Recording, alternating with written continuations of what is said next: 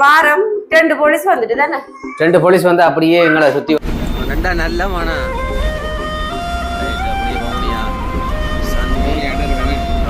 அதுதானே அது 1 மணித்தியாலம் 2 மணித்தியால பயணம் இல்லை கிட்டத்தட்ட ஒரு 7 மணித்தியாலம் வரும் ஒரு பேர் படவுல சிக்கலுக்குள்ள மாடி போட்டுட்டேன் அதுவும் மெயினா வந்து நானும் போற மாதிரி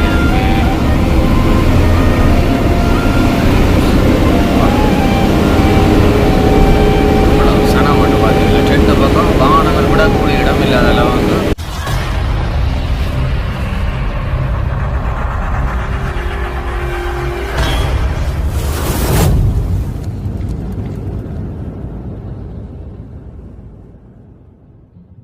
அனைவருக்கும் வணக்கம். நான் ரோசாயினி. நான் தாரணி.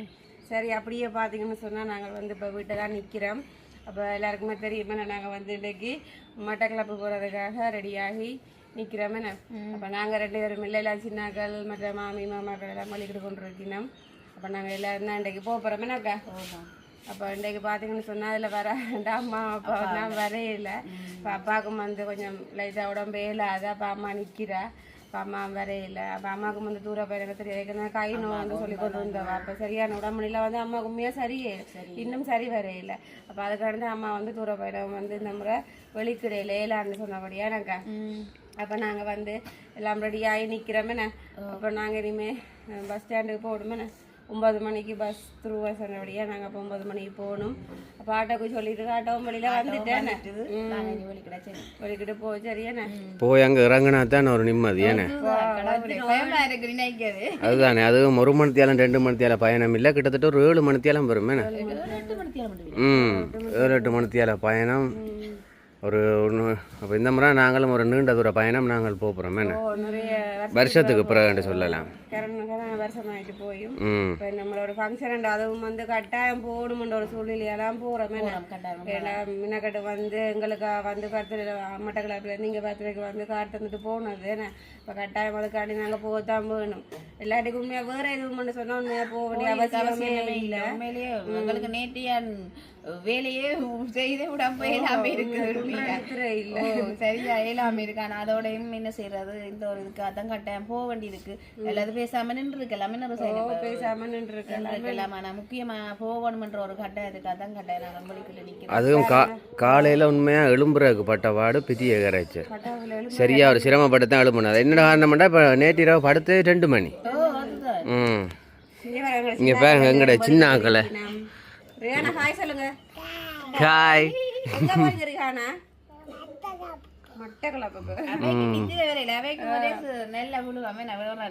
என்னண்டா சாப்பிடல தான் சாப்பிடல வந்து சாப்பிடுறா பஸ்ஸுக்கு வந்து சாப்பிட போறீங்களோ சந்தோஷமா. ஸ்கூல் இன்றைக்கு ஒரு நாள் காட்டாங்க சனி ஞாயிறு இல்லை திங்கட்கிழமை அதனால பிரச்சனை இல்லை ஸ்கூலுக்கு. அதோட இப்போ நாங்களும் பகல் போகிறபடியாக எங்களுக்கு கொஞ்சம் பரவாயில்லை. சின்னாக்களே மாறி மாறி வச்சிருக்கலாம். நைட்டுன்னு சொன்னால் தான் சரியான கஷ்டமா. அவையில் ஒரு பக்கம் நித்திர போக நாங்கள் ஒரு பக்கம் நித்திர போக 2 பேரும் விழ வேண்டியது தான். ஆனால் இப்போ நாங்கள் போயக்குள்ளே பகலில் போகிறோம் அங்கேருந்து வரையக்குள்ளே இன்னும் நைட்டோ பகலோ உண்டு. பகலாக இருந்தால் இன்னும் நல்லா. அப்போ எங்களுக்கும் டைம் ஆகி கொண்டிருக்கு. பஸ் வந்து சரியாக 9 மணிக்கு வலிக்கிட்டோம். எங்களுக்கும் வந்து இப்போ டைம் இல்லைண்ணா. அப்போ நாங்களும் இப்படியே போய்க்க வந்து பஸ் எங்கெங்கே நிற்கிதோ அப்போ நாங்கள் அந்தந்த இடங்களில் வந்து நினைக்கலுமோ அதை நாங்கள் ஒரு எடுத்துக்கொண்டு ஒரு காணொலியாக நாங்கள் இன்றைக்கு வந்து பதிவு செய்வோம். அப்போ நாங்கள் எடுக்கக்கூடிய இடங்களை வந்து எடுத்து அப்படியே காட்டிக்கொண்டு போவோமே. அப்போ நாங்கள் வந்து அப்போ அங்கே போகிறவங்க போயிட்டு பார்ப்போம். சரி, அப்படியே எங்களோட வீடியோக்கு போகிறதுக்கு வந்து எங்களோட வீடியோ பார்க்குறீங்க மறக்காம சப்ஸ்கிரைப் பண்ணிட்டு பாருங்க. அப்படியே பார்த்தீங்கன்னா இப்போ தான் நாங்கள் வவுனியாவுக்கு வந்திருக்கோம். வவுனியா புது பஸ் ஸ்டாண்டால் இப்போ போய்கொண்டிருக்கோம்.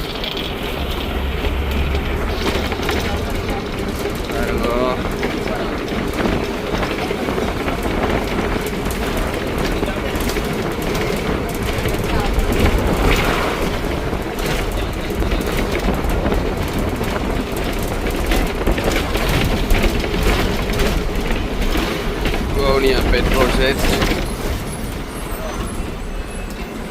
அப்படியே இதால் போனோம்னு சொன்னால் நாங்கள் மன்னாருக்கும் போகலாம். இதால் போய் போகிறது மன்னார். இந்த போட்டில் போட்டுக்கிடுவோம் மன்னார் வீதின்னு சொல்லி. அதில் நல்ல ஒரு மாவட்ட செயலகம் வவுனியா.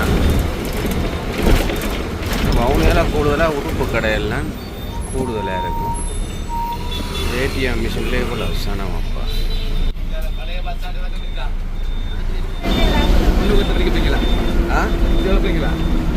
ரெண்டா நல்ல மானா ரைட். அப்படியே மவுனியா சந்தை. ஓ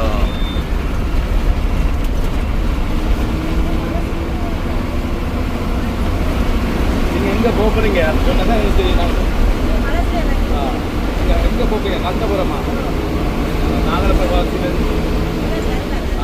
அப்போ இந்த போஸ்ட் பிரியாணி நீங்கள் இதில் போய் கொண்டிருக்கோம். ஆனால் நீங்கள் பார்த்த மட்டும்னா ஒரே சரியான கிரௌண்டாக தான் இருக்குது இங்கே ரோட்டில். என்ன இது புலநடை போய் போகிற ரோட்டு என்ன? இது நேராக போனால் அது ரிங்க ரோடு.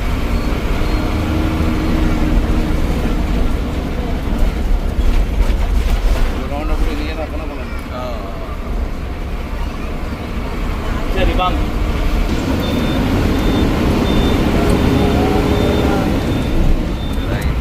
அப்படியே போய்கொண்டிருக்கோம். வவுனியா மணிக்கூட்டு கோபுரம். அப்படியே நேரத்தையும் பார்த்தீங்கன்னு சொன்னால் மணிக்கூட்டு கோபுரத்தில் வந்து 11:33 காட்டுது. நாங்களும் அப்படியே மெல்ல மெல்லமாக போய்கொண்டிருக்கோம். இடத்தை பார்க்கவே உண்மையில ஒரு வடி வேறு பாருங்க அப்படி என்று சொல்லி. மணிக்கூட்டு கோபுரத்துக்குள்ள நல்ல ஒரு பூக்கண்டெல்லாம் வச்சிருக்கிறோம். எல்லா ரோட்லையும் பார்த்தாலும் பயங்கர கிரௌண்டாக தான். நாங்கள் இதால் போகிறோமா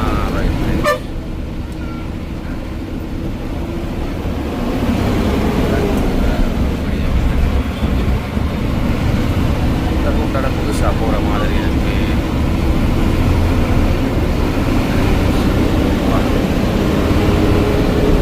இவ்வளவு சனம் மட்டும் பார்த்தீங்களா? ரெண்டு பக்கம் வாகனங்கள் விடக்கூடிய இடம் இல்லாத அளவுக்கு பயங்கர கிரௌண்டா.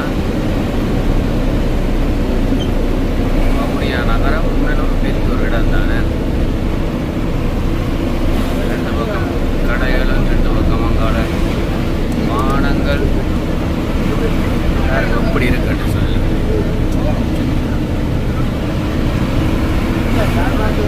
இங்கால பக்கங்கள் பைக்கில் போயிருந்தோம்னா நாங்கள் வெறும் கவனமாக தான் போகணும். நினைக்கிறேன் சொன்னால் அங்கே எல்லாம் இப்படி பெரிய கிரவுண்ட் எல்லாம் இல்லை. ஆனால் இங்கே திரும்புகிற பக்கமெல்லாம் எல்லா பக்கம் வாகனங்களாக தானே இருக்கு.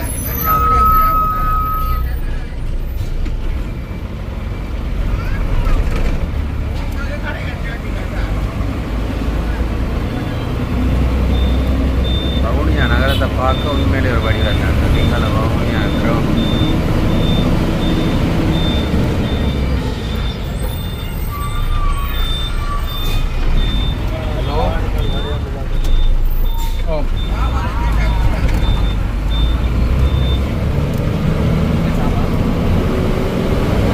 எல்லாம் உடுப்பு கடையில் பாருங்க. உடுப்பு கடையில் டிஷர்ட் உடுப்போட தான் சும்மா போகிற லெவலில் வச்சு வைக்கிறாங்க. எந்த இடத்துல நிற்கீங்க? பார்த்தீங்கன்னா 5:15 இருப்பான். 5 மணி 5:15 அங்கே போயிட்டு வாங்க.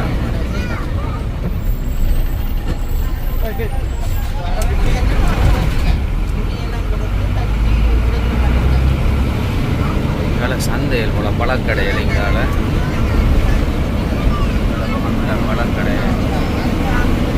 மேலே இந்த அனுபவம் வந்து வாழ்க்கையில் ஒரு முதல் அனுபவமாக இருக்குது. ஏன்னா அப்படி ஒரு நாளும் ரெண்டு போனதும் இல்லை, இப்படி ரெண்டு எடுத்ததும் இல்லை. புதுசாக இப்போ நாங்கள் வீடியோ யூடியூப் ஒன்று திறந்து நாங்கள் அப்படி எடுக்கக்குள்ள எங்களுக்கு ஒரு சந்தோஷமாக தான் இருக்கு. திரும்பவும் அதே ரவுண்ட் போட்டில் வர மாதிரி எனக்கு பார்க்க.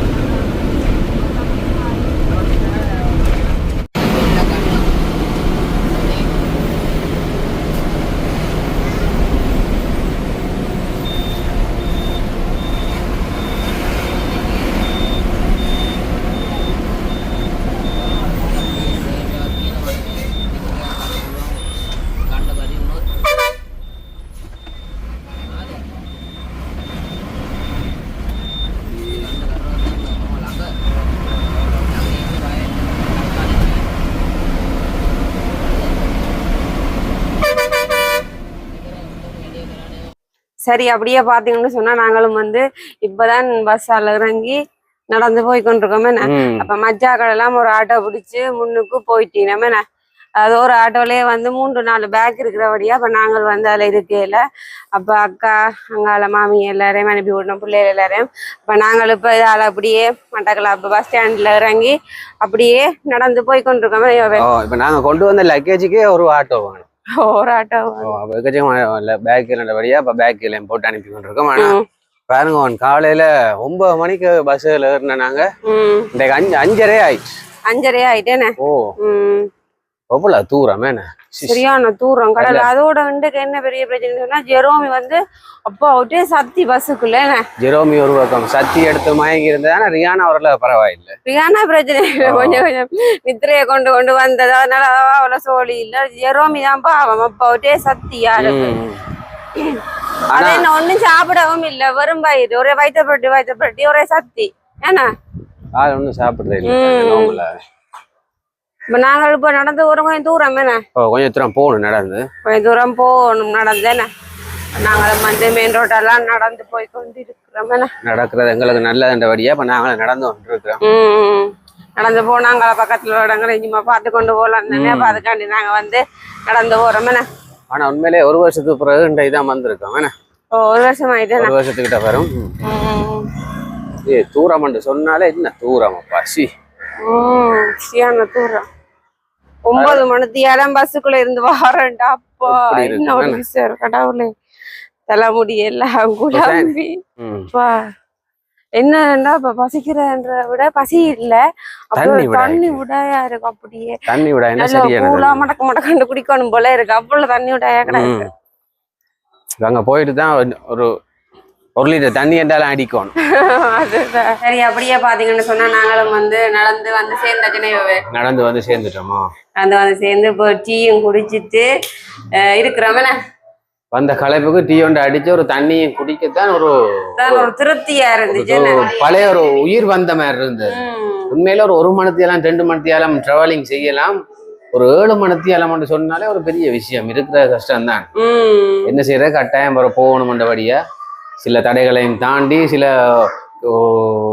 வருத்தங்கள் கால் உழைவுகள் எல்லாத்தையும் தாண்டி வந்து சேர்ந்துட்டோமே. வந்து சேர்ந்தாச்சு. இனி திரும்ப போறோம். எனக்கு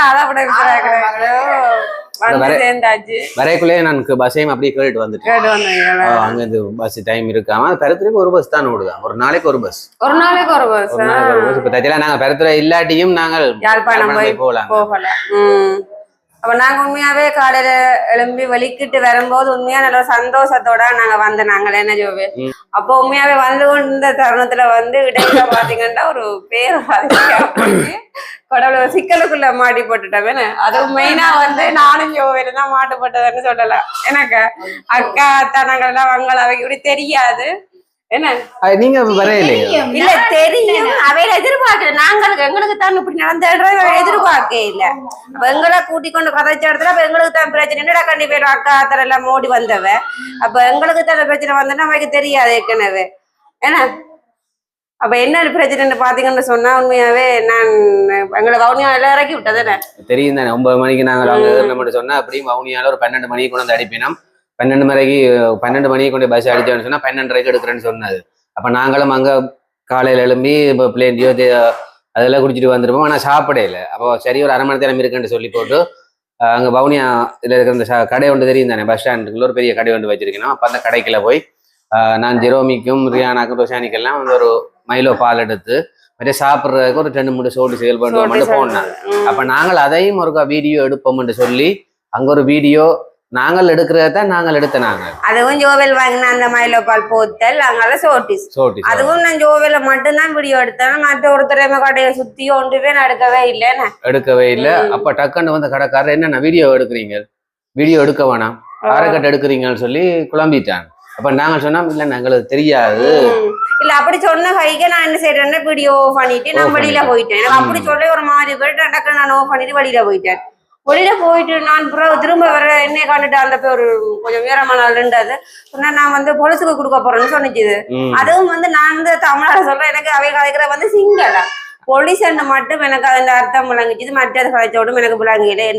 ரெண்டவே முழுக்க சிங்களத்தெல்லாம் கதைச்சது. அப்ப எனக்கு அதில் என்ன கதைச்சுன்னு தெரியாது. அப்ப நான் டக்குன்னு ஜோதிட சொன்னேன், ஜோவே நீங்க கதை என்ன வாங்க நாங்க போவோம், அந்த சொல்லிட்டு போறேன், போலீஸுக்கு கொடுக்க சொல்லிட்டு போறாருன்னு சொல்லிட்டு கடையில இருந்து இப்படி வாரம் 2 போலீஸ் வந்துட்டு தானே 2 போலீஸ் வந்து அப்படியே எங்களை சுத்தி வளைச்சிட்டு அப்படியே யார் வீடியோ எடுத்தது அப்படின்னா இப்ப நான் சொன்னேன் நான் சார் வீடியோ எடுத்தேன் நான் சொல்லி கடைக்குள்ள எல்லாம் எடுக்கக்கூடாதுன்னு சொன்னேன். அப்ப நான் இல்லை சார் ஏற்கனவே சொல்லியிருந்தா நான் எடுக்காம விட்டுருப்பேன், நாங்கள் பெருசா நாங்கள் வேண்டதான் எடுத்தேன் போனை தாங்கன்னு சொல்லி. அப்ப நான் போனை கொடுத்துட்டு அந்த கடையில இருக்கிற வீடியோவை மட்டும்தான் அழிக்கணும், ஆனா டிலீட் பண்ணணும். ஏற்கனவே நாங்கள் மற்ற வீடியோக்கள் எடுத்து வச்சிருந்தாங்க, அந்த வீடியோவையும் டிலீட் பண்ணி விட்டுட்டாங்க. அந்த கடைக்காரர் வந்து நாங்கள் முதல் எடுத்த வீடியோ வந்து அவர் டிலீட் பண்ணிட்டாரு. நம்ம 2 போனை வாங்கி என்ன செய்யறோம், எங்களுக்கு வந்து அவர் வந்து தமிழ் கதைக்கிறாருன்னு சொன்னா நாங்கள் வந்து வடிவா கதைச்சு அவரோட வடிவா முதண்டி இருக்கலாம். அப்ப சிங்கள மண்டபடியா எங்களால வந்து அவரோட என்ன சொல்ற எதிர்க்கிறதா கதைக்கே இல்லாத சூழ்நிலையா போயிட்டு தானே. அப்ப ஒன்றும் செய்யல. அப்ப அவர் போலீஸ்காரன் சொன்னார், இதெல்லாம் நீங்க எடுக்க கூட. அப்ப நீங்க என்ன இதை மீடியா அப்படின்னு கேட்டா நாங்க சொன்ன யூடியூப் செய்யறோம்னு சொல்ல, அப்ப என்ன இதான்னு கேட்ட ஐடியான்னு கேட்டா நாங்க ஆர்டிஓ விளக்கன்னு சொல்ல ஓகே சொல்லி போனை வாங்கி பார்த்துட்டு டக்குன்னு டிலீட் பண்ணிட்டேன். டிலீட் பண்ண அந்த கடைக்காரரோட திரும்ப தான் வேண்டி திரும்ப அந்த அழிச்சதுக்குள்ள போய் திரும்ப அது அழிச்ச ஒரு இதுக்குள்ள ஃபைலுக்கு இருக்குமென்னு சொல்லிட்டு அதையும் போய் அழிச்சு போட்டு தான் கடைசியா எங்கிட்ட போன் வந்தவட்ட எக்ஸ்ட்ரா வீடியோ அழிச்சிட்டேன். உண்மையிலே எனக்கு அதுல சரியான கோவம் வந்துட்டு என்ன செய்யற எங்களுக்கு கொஞ்சம் இடங்கள் பிரச்சனைன்றபடியா நாங்களும் ஒண்ணு கதைக்கலாம் போயிட்டு ஜோவேலும் சொல்லுது என்னண்டா அது நீங்க அழிக்கலமெண்டு சண்டைக்கு போற மாதிரி நான் பிடிச்சி இழுத்து விட்டேன், நாளை பிடிச்சேன் இன்னமும் கையோடலாம் நடுங்க வலிக்கிட்டு. ஏன்னா இன்னொரு இடத்துல இருந்து தெரியாத அதுவும் தமிழண்டா பரவாயில்ல, நாங்க எதையுமே கதைச்சு கொள்ளலாம். சிங்கள மண்டபடி எங்களால எதுவுமே கதைக்கிறது என்னண்டா தெரியாது சிங்கள மண்டபடி. அப்ப நான் ஜோல் எடுத்து பிடிச்சா நீங்க பேசாம இருங்க, அழிச்சு ஆளி கட்டி முடியாத போனா போட்டு நான் ஜோல் எடுத்து பிடிச்சி கொண்டு பயமா இருந்தது எனக்கு. இல்ல அதோட நாங்கள் ஒரு வீடியோ எடுக்கப்படுறவாட எங்களுக்கு தான் தெரியும் இவ்வளவு கஷ்டம்னு சொல்லி.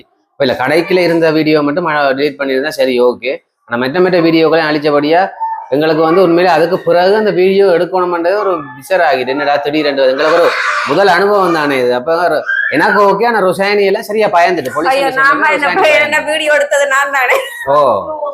பயந்து நான் பயந்தே போட்டேன்னா கைகாலெல்லாம் நடுங்க வழங்கிட்டு அந்த பால் போத்தல ஜூஸ் வாங்கிக்கிறது குடிக்க சொல்லி நான் ஒரு வேலை குடிச்சிட்டு அப்படியே போத்தோட வச்சுட்டேன். எனக்கு அதுக்கு பிறகு கையும் ஓடல காலும் ஓட உடம்பெல்லாம் நடுங்க வலிக்கிட்டு எனக்கு அந்த போலீஸா கண்ட உடனே எவ்வளவு தெரியாதுதானே இப்படியான நிலைமை வரும்னு சொல்லி. அதுவும் நாங்கள் இப்படி போன இடத்துல இப்படி திடீரென வேறொரு இடத்துல இப்படி நடந்துன்னு சொல்ல எங்களுக்கு யார் வந்து கதைக்க போயினோம் ஒருத்தரும் இல்லை. ஆனா உண்மையாவே அந்த பஸ் டிரைவரை சொல்லுவேன், எங்களுக்கு அவன் சப்போர்ட் பண்ணி கதைச்சு சோல் பண்ணி விட்டவர் அவர்.